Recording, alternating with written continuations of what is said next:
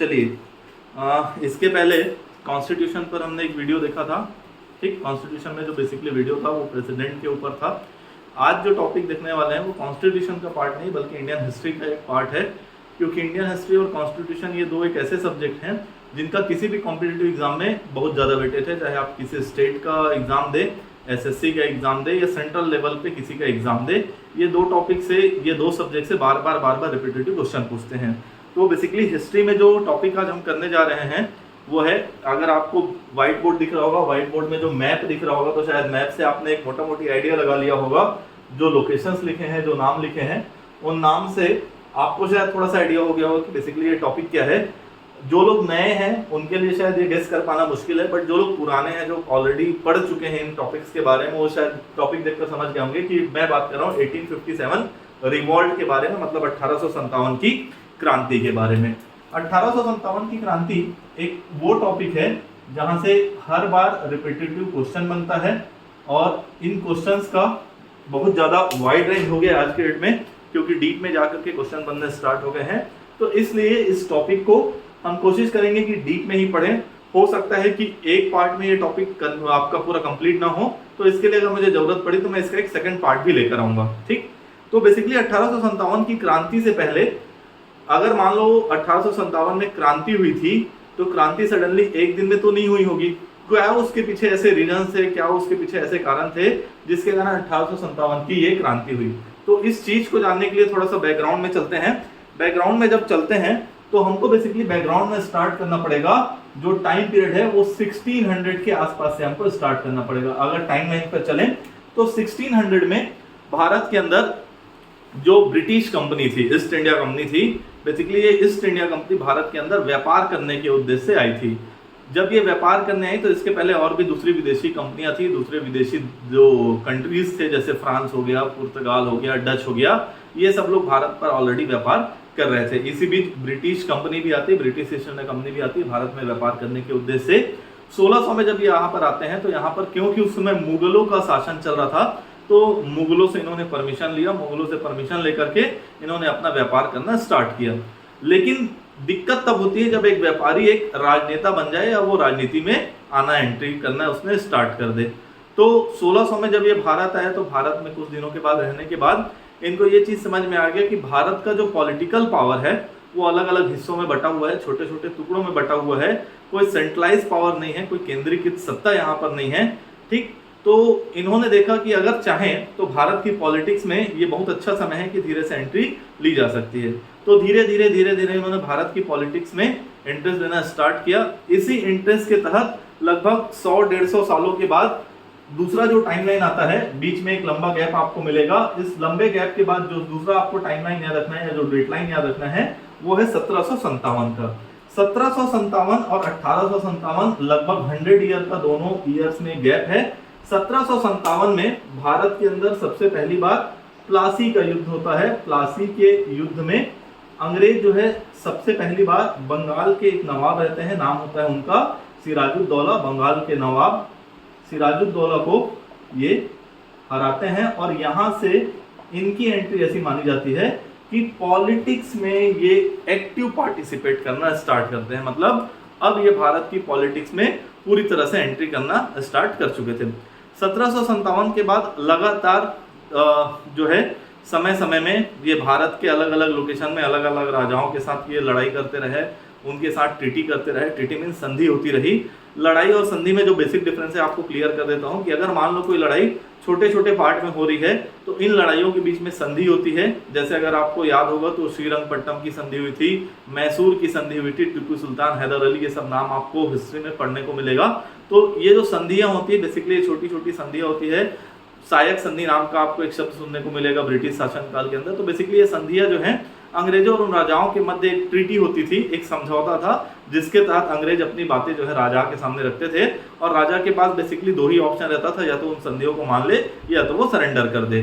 तो ऐसी संधियां होती रही और फाइनली इन संधियों के साथ साथ टाइम पीरियड आ जाता है 1857 का।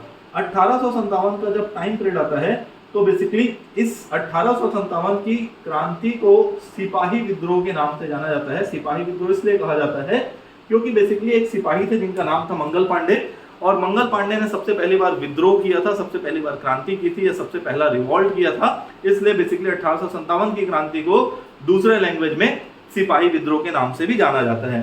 लेकिन क्या 1857 की क्रांति सच में सिपाही विद्रोह थी, या सिपाही विद्रोह ना होकर के ये उससे कुछ अलग थी, इसके बारे में थोड़ा सा डिस्कशन करते हैं।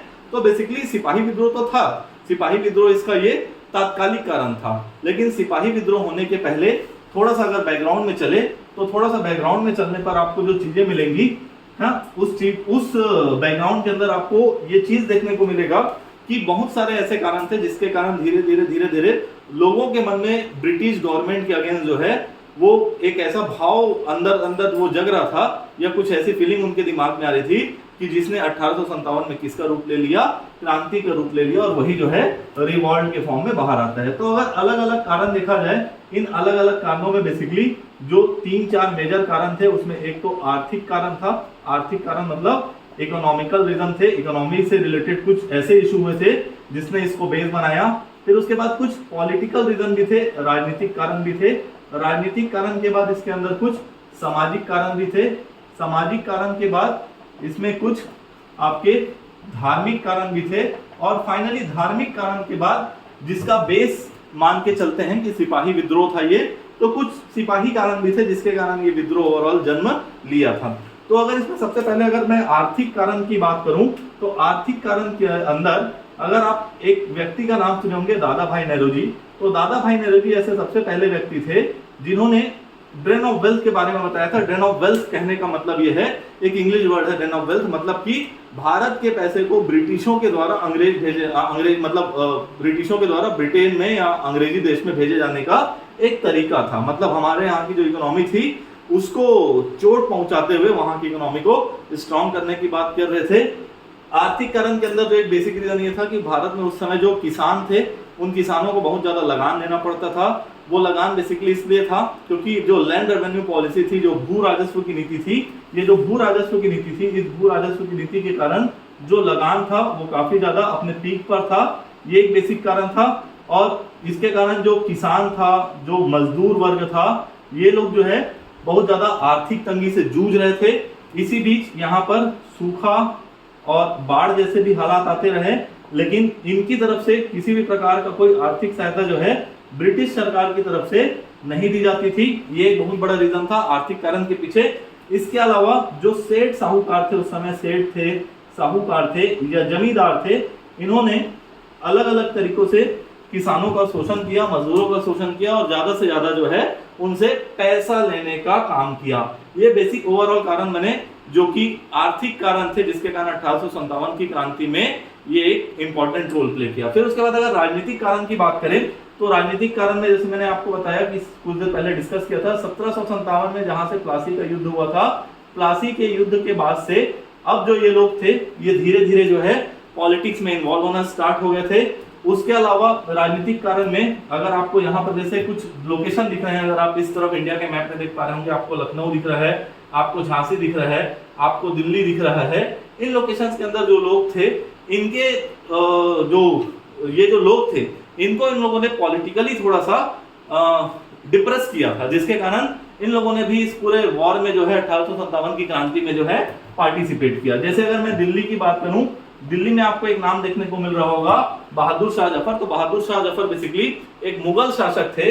अब इमेजिन करिए कि जब 1600 में ये अंग्रेज यहाँ पर आए थे और अंग्रेजों ने उन्हीं मुगलों से परमिशन लेकर के भारत में अपना व्यापार करना शुरू किया था, और एक टाइम पर उन्हीं के मुगल शासक को, बहादुर शाह जफर को, वो बाहर भेज देते हैं, दिल्ली भेज देते हैं। दिल्ली के लाल किले में जाकर के बेसिकली वो रहना स्टार्ट कर देते हैं। उनका जो एरिया था उसको दिल्ली तक लिमिट कर दिया जाता है।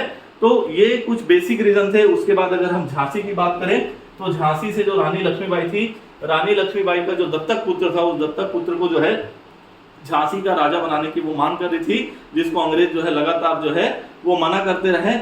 ठीक, बेसिकली इनके द्वारा जो है लॉर्ड डलहौजी नाम के एक व्यक्ति थे, लॉर्ड डलहौजी के द्वारा, लॉर्ड डलहौजी, ये नाम प्लीज याद रखिएगा, लॉर्ड डलहौजी के द्वारा एक पॉलिसी लाई गई थी, हड़प की नीति जिसको कहा जाता था। हड़प की नीति के तहत लॉर्ड डलहौजी क्या करते थे, अगर कोई स्टेट ऐसा स्टेट रहता था जहां पर अब राजा के मरने के बाद उनका कोई वारिस नहीं होता था, और अगर उनका कोई वारिस नहीं है और अगर कोई दत्तक पुत्र वो गोद लेते थे तो उस दत्तक पुत्र को वो वारिस नहीं मानते थे। ऐसा करके उन्होंने भारत के अलग अलग लोकेशन को जो है कैप्चर कर लिया था, जिसमें सतारा था, नागपुर था, झांसी था, जयपुर था, उदयपुर था, संबलपुर था और ऐसे बहुत सारे स्थान थे जो हड़प नीति के तहत जो है लॉर्ड डलहौजी ने अपने एरिया में उनको शामिल किया था, अंग्रेजी क्षेत्र में उनको शामिल किया था। उसके बाद अगर आप देखेंगे तो अवध, जिसको हम लखनऊ के नाम से भी जानते हैं, अवध या लखनऊ, यहाँ पर जो एक वहां के नवाब थे, बेसिकली लखनऊ के जो नवाब थे उनका नाम था उस समय वाजिद अली शाह। वाजिद अली शाह को कुशासन की नीति के तहत, कुशासन मतलब ऐसा अंग्रेजों ने बोला कि आपका शासन बहुत अच्छा नहीं है, और उस कुशासन की नीति के तहत वाजिद अली शाह को भी अवध से या लखनऊ से हटा दिया गया और उसको भी अपने कब्जे में ले लिया गया। तो बेसिकली ये कुछ राजनीतिक कारण थे जो 1857 की क्रांति में जो है डिप्रेस होकर के इन लोगों ने इसमें पार्टिसिपेट किया था। अब अगर आते हैं सामाजिक कारण, तो सामाजिक कारण में अगर आपको ध्यान होगा तो अंग्रेजों के समय में, अंग्रेजों के शासन काल में सती प्रथा का अंत हुआ था। राजा राम मोहन राय नाम के एक व्यक्ति हुए भारतीय समाज में जो बेसिकली इस सती प्रथा का विरोध कर रहे थे, और अंग्रेजों ने उन्हीं के साथ मिलकर के 1829 में 1829 में 1829 में इस सती प्रथा का अंत किया। सती प्रथा बेसिकली क्या है अगर आपको नहीं पता है तो एक सिंगल लाइन में समझ लीजिए। अगर मान लो किसी लेडी के हस्बैंड की डेथ हो गई या उसके पति की मृत्यु हो गई, तो पति की मृत्यु के बाद उसकी जलती हुई चिता में वो लेडी भी जो है कूद जाती थी, उसको बोला जाता था सती प्रथा। ठीक, तो ये सती प्रथा का अंत हो गया। सती प्रथा का अंत होने के बाद 1856 में जो है विधवा पुनर्विवाह एक्ट लाया गया, विधवा पुनर्विवाह एक्ट लाया गया। तो बेसिकली ये कुछ ऐसे सामाजिक रीजन थे जिसके कारण भारतीयों को ये लगना स्टार्ट हो गया था कि ये जो अंग्रेज हैं वो धीरे धीरे कहीं ना कहीं अब हमारे सामाजिक मामलों में भी इंटरफेयर करना स्टार्ट कर चुके हैं। इसके अलावा अंग्रेज जो है बेसिकली भारतीय देवी देवताओं को तो फॉलो करते नहीं थे, वो क्रिश्चियन कम्युनिटी से बिलोंग करते थे, तो वो भारत के देवी देवताओं के अगेंस्ट जाकर के क्रिश्चियन कम्युनिटी को बढ़ावा दे रहे थे या उस ईसाई धर्म का प्रचार प्रसार कर रहे थे, एक्सपेंशन कर रहे थे। तो बेसिकली ये जो रीजन बना ये सामाजिक कारण बना। अब आते हैं धार्मिक कारण के अंदर। तो धार्मिक कारण में जब अंग्रेज यहाँ पर आए तो अंग्रेजों ने अंग्रेजी शिक्षा को यहाँ पर बढ़ावा देने का काम किया, ईसाई मिशनरी को बढ़ावा देने का काम किया। तो अगेन भारतीयों के मन में ये बात बैठ गई कि अंग्रेज कहीं ना कहीं उनके धर्म के साथ जो है कुछ भेदभाव करने का काम कर रहे हैं। इसके अलावा उस समय अंग्रेजों के द्वारा काले और गोरों की नीति भी अपनाई जाती थी, रंग भेद की नीति अपनाई जाती थी। तो ये सारे धार्मिक कारण बने जो 1857 की क्रांति में धीरे धीरे लोगों ने इसमें क्या किया, पार्टिसिपेट किया। बेसिकली ये जो 4 रीजन थे ये जो है मेनली रीजन थे। इसके अलावा अगर मान लो जो 2 तात्कालिक कारण थे जिसके कारण इसको सिपाही विद्रोह का नाम दिया गया, तो इन तात्कालिक कारणों में अगर हम देखें बेसिकली इसको नाम दिया गया था सिपाही विद्रोह। तो वो क्या कारण थे जिसके कारण सिपाहियों ने अंग्रेजों के विरुद्ध जो है विद्रोह किया? तो सबसे पहले इसका तात्कालिक कारण जानते हैं, और तात्कालिक कारण जानने से पहले बेसिकली इसके बैकग्राउंड में चलते हैं कि क्या सच में एकदम सडनली या एकदम तत्काल क्या सिपाहियों का विद्रोह हो गया? तो नहीं। अगर बैकग्राउंड में आप देखेंगे तो बैकग्राउंड में कुछ ऐसी घटनाएं हुई थी जिसके कारण सिपाही जो है बहुत दिन से अंग्रेजी शासन के अगेंस्ट जो है अपने दिमाग में कुछ पाल के रख रहे थे। तो बेसिकली इसमें जो कुछ बेसिक रीजन थे, वो सबसे पहला बेसिक रीजन ये था कि अंग्रेजों के सेना में जो भारतीय थे, भारतीयों को बहुत ज्यादा बड़े प्रोफाइल पर नहीं लिया जाता था। जो मैक्सिमम प्रोफाइल हुआ करता था भारतीयों के लिए वो सूबेदार का पद था। सूबेदार से ज्यादा किसी भी पद के अंदर जो है भारतीयों को नहीं रखा जाता था। मतलब सूबेदार is the highest profile for any Indian in British army. ठीक, और उसके बाद जो है बेसिकली ये जितने भी अंग्रेज थे इनको, ये जितने भी अंग्रेज जो थे वो भारतीय सेना को समुद्र के पार जो है भेजना कंपलसरी था। तो बेसिकली ऐसा माना जाता था भारतीय समाज में उस समय कि अगर मान लो कोई व्यक्ति समुद्र के पार जाता है तो उसका धर्म भ्रष्ट हो जाता है। एक रीजन ये था। उसके अलावा जो उस समय जो भारतीय थे, उन भारतीयों में जो भारतीय सेना जो है, भारतीय सैनिक जो है अवध क्षेत्र से बिलोंग करते थे। थोड़ी देर पहले मैंने आपको बताया था कि अवध क्षेत्र के जो वाजिद थे अली शाह जो थे, उनको जो है कुशासन के नीति के आधार पर जो है उनको सत्ता से बेदखल किया गया था, उनको सत्ता से बाहर किया गया था, जिसके कारण अवध क्षेत्र के सारे भारतीय जो सैनिक थे वो कहीं ना कहीं अंग्रेजी प्रशासन से नाराज चल रहे थे, अंग्रेजी हुकूमत से नाराज चल रहे थे। उसके बाद जितने भी भारतीय सैनिक थे इनको अपने धर्म को मानने की आजादी नहीं थी। मतलब फॉर एग्जाम्पल वो टीका नहीं लगा सकते थे, वो दाढ़ी नहीं रख सकते थे, वो पगड़ी नहीं पहन सकते थे। मतलब जो धार्मिक मान्यताएं होती थी एक हिंदू समाज के अंदर, उन धार्मिक मान्यताओं को मानने की आजादी अंग्रेजी हुकूमत के द्वारा सेना के अंदर नहीं दी गई थी। ये कुछ बैकग्राउंड के अंदर जो रीजन थे वो रीजन थे। अब अगर तात्कालिक रीजन की बात करें तो तात्कालिक रीजन को जानने से पहले आपको थोड़ा सा बैकग्राउंड में चलना पड़ेगा। बैकग्राउंड में चलने से पहले 1857 की क्रांति के ठीक एक साल पहले चलते हैं। 1856 के आसपास के समय की बात करते हैं। तो 1856 तक जो है भारतीय सेना के द्वारा ब्रिटिश सेना में जब काम किया जा रहा था, मतलब भारतीय लोगों के द्वारा जब ब्रिटिश सेना में सेवा दिया जा रहा था, तो बेसिकली जो एक राइफल यूज करते थे, उस राइफल का नाम था ब्राउन बेस या ब्राउन ब्रिज। ठीक, बेसिकली ये ब्राउन ब्रिज या ब्राउन बेस करके एक राइफल आता था। ये राइफल कंटिन्यू यूज हो रहा था। 1857 के स्टार्टिंग में जो ब्रिटिश गवर्नमेंट थी, उन्होंने सेना के लिए एक नया राइफल लॉन्च किया। उस राइफल का नाम था Enfield rifle. Enfield rifle, basically इस इनफील्ड राइफल को लॉन्च किया गया 1857 में। और इनफील्ड राइफल को लॉन्च करते ही इनफील्ड राइफल को यूज करने की बात कही गई।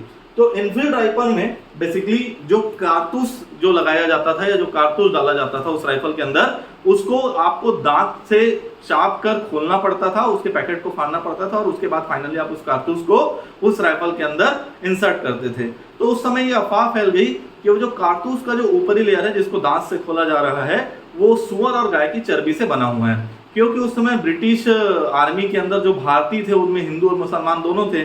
तो बेसिकली ये जो गाय और सुअर वाला कॉन्सेप्ट था वो दोनों ही धर्म के लिए विरोध का कारण बना। उनको ऐसा लगने लग गया कि कहीं ना कहीं उनके धार्मिक भावनाओं के साथ जो है खिलवाड़ किया जा रहा है, उनकी धार्मिक भावनाओं को आहत किया जा रहा है या चोट पहुंचाई जा रही है, जिसका इन लोगों ने विरोध करना शुरू किया। लेकिन ब्रिटिश गवर्नमेंट ने इस चीज से साफ साफ इनकार कर दिया कि उस कारतूस में कहीं पर भी गाय या सुअर की चर्बी लगी हुई है। फाइनली दिन थोड़ा सा आगे बढ़ता है और वो डेट आता है जिस डेट को इस क्रांति की शुरुआत हुई। डेट था 29 मार्च और 1857 का। ये रविवार का दिन था। बेसिकली रविवार का दिन जो है शांत दिन माना जाता है क्योंकि छुट्टी का दिन रहता है। लेकिन इस शांत दिन में एक अशांत घटना घटी। दोपहर की बात थी। एक बटालियन था, बेसिकली बंगाल स्टेट के अंदर एक जगह पड़ता है जिसका नाम है बैरकपुर। बैरकपुर में एक बटालियन था, 34th बटालियन। इससे भी आजकल क्वेश्चन पूछता है कि वो बटालियन कौन सा था। तो 34th नेटिव इन्वेंट्री जो है रेजिमेंट था। इस रेजिमेंट के एक सैनिक जिसका नाम था मंगल पांडे। मंगल पांडे ने बेसिकली इस दिन क्या किया, अपने जो सुपरवाइजर थे, अपने जो अंग्रेज अधिकारी थे, उनके ऊपर हमला किया। और हमला करने के बाद वो इस चीज का विरोध करने लग गए। किस चीज का विरोध करने लग गए? इनफील्ड राइफल में जो कारतूस यूज होता था उसका वो विरोध करने लग गए। तो 29 मार्च 1857 के इस दिन से ही ऐसा माना जाता है कि इस दिन में ही इसकी शुरुआत बेसिकली हुई थी। और 29 मार्च 1857 की इस क्रांति के बाद जो मंगल पांडे थे, मंगल पांडे को फाइनली 8 अप्रैल 1857 को उनको फांसी दे दी गई। लेकिन इसके बाद भी ये विद्रोह यहीं पर शांत नहीं हुआ, बल्कि इस फांसी के बाद जो है धीरे धीरे जो दूसरे बटालियन के लोग थे उनके मन में जो है वो कहीं ना कहीं अंग्रेजों के विरुद्ध जो है और विद्रोह की भावना पनप उठी। 8 अप्रैल 1857 मंगल पांडे को इस दिन फांसी दे दी गई। और फांसी देने के साथ ही ये विद्रोह थोड़ा सा और आगे बढ़ने लग गया। उसके बाद एक फाइनली अप्रैल लास्ट का दिन आता है। जनरली 24 अप्रैल का दिन माना जाता है। 24 अप्रैल को मेरठ के अंदर जो है एक दूसरे अंग्रेज अधिकारी ने अपने वहां के जो दूसरे सैनिक थे, मतलब अपने रेजिमेंट के सैनिकों को, घुड़सवार सैनिकों को इसी कारतूस को यूज करने के लिए कहा। तो उन लोगों ने भी इसका विरोध कर दिया, मेरठ के सैनिकों ने। और मेरठ के सैनिकों ने जब इसका विरोध किया तो मेरठ के उन सैनिकों को जो है कोर्ट मार्शल किया गया। कोर्ट मार्शल क्या होता है? बेसिकली अगर आप आर्मी में हैं और आर्मी के अंदर अगर कोई आपके ऊपर केस चल रहा है तो उनकी अपनी एक अलग अदालत होती है, अपना उनका एक अलग न्यायालय होता है, अपनी एक जुडिशरी सिस्टम होती है। उस जुडिशरी सिस्टम को कोर्ट मार्शल के नाम से जाना जाता है। कोर्ट मार्शल में उनका केस किया गया और केस करने के बाद उनको सजा सुना दी गई। तो इससे जो है जो बेसिकली मेरठ के जो सैनिक थे वो इस बात से बहुत ज्यादा दुखी हुए और कहीं ना कहीं उनके दिमाग में अंग्रेजों के प्रति जो है घृणा उत्पन्न हो गई।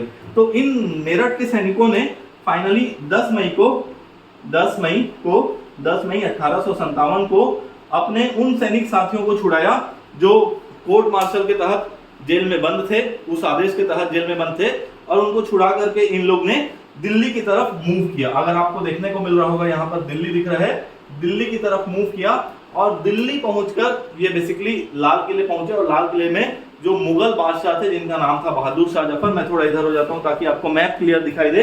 10 मई को ये मूव करना स्टार्ट किए, मेरठ से मूव करके ये बेसिकली दिल्ली पहुंचते हैं और दिल्ली में बहादुर शाह जफर को ये बादशाह घोषित करते हैं और बोलते हैं कि हम आपके लीडरशिप में बेसिकली ये सारी लड़ाई क्या करना चाहते हैं, लड़ना चाहते हैं, जो 1857 की क्रांति की जो लड़ाई थी इसको लड़ना चाहते हैं। लेकिन बहादुर शाह जफर तब तक जो है काफी ओल्ड एज के हो चुके थे, तो वो बेसिकली खुद फ्रंट फुट पर आकर के लड़ाई नहीं लड़ रहे थे, बल्कि उनकी तरफ से बख्त खान जो उनके सेनापति थे वो इस पूरे मूवमेंट को लीड करना स्टार्ट करते हैं।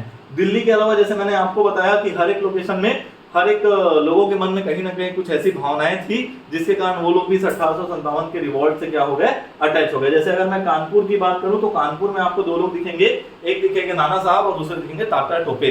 तो नाना साहब का स्टोरी ये था, बेसिकली अगर आपको इंडियन हिस्ट्री अगर आपने थोड़ी बहुत पढ़ी होगी तो मराठास जो थे, मराठास के अंदर एक प्रोफाइल हुआ करते थे जिसको पेशवा कहा जाता था। तो बेसिकली नाना साहब पेशवा थे, अंग्रेजों ने इन पेशवाओं का जो पेंशन था उसको बंद कर दिया था, तो नाना साहब जो है इस बात से अंग्रेजों से नाराज चल रहे थे, तो इसलिए इन्होंने भी इस 1857 की पूरी क्रांति में पार्टिसिपेट किया था। ठीक, उसके बाद अगर रानी लक्ष्मीबाई की बात करूं तो रानी लक्ष्मीबाई जो है बेसिकली इनका जो मूल नेम था, इनका जो ओरिजिनल नेम था मणिकर्णिका थी। इसके ऊपर एक मूवी भी आई है कंगना रनावत की, मणिकर्णिका नाम से। तो बेसिकली इनका विवाह जो है गंगाधर राव के साथ हुआ था और गंगाधर राव की मृत्यु के बाद गंगाधर राव के जो दत्तक पुत्र थे उनको ये जो है राजा बनाना चाहती थी, जिसके लिए जो लॉर्ड डलहौजी की जो पॉलिसी थी, धारप की नीति, वो अलाउ नहीं करती थी। तो रानी लक्ष्मीबाई इसलिए इसमें इन्वॉल्व हुई। फिर उसके बाद अगर लखनऊ की बात करें जिसको हम बेसिकली अवध के नाम से भी जानते हैं, अगर आपने थोड़ी देर पहले उस बात को सुना होगा, फिर वही बात रिपीट कर रहा हूं कि अवध का बेसिकली कुशासन के आधार पर अवध के नवाब को उनके पद से हटा दिया गया था। तो वहां पर जो बेगम हजरत महल थी उनका एक बेटा था जो बेसिकली नाबालिग था। नाबालिग कहने का मतलब है कि वो माइनर था, 18 साल का कंप्लीट नहीं हुआ था। नाम था उसका बिरजिस कादिर। तो बिरजिस कादिर को जो है वो वहां का नवाब बनाना चाहती थी, तो इसलिए वो बेगम हजरत महल भी इसमें शामिल हो गई।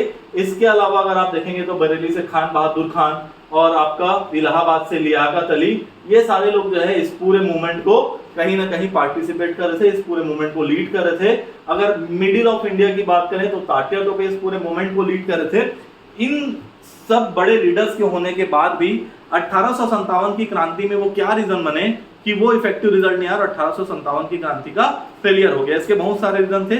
ठीक, कुछ एक बेसिक रीजन जो आपको मैं पॉइंट्स पे डिस्कस करना चाहूंगा, इसको डिटेल में डिस्कस करने के लिए इसका एक पार्ट 2 भी लाएंगे।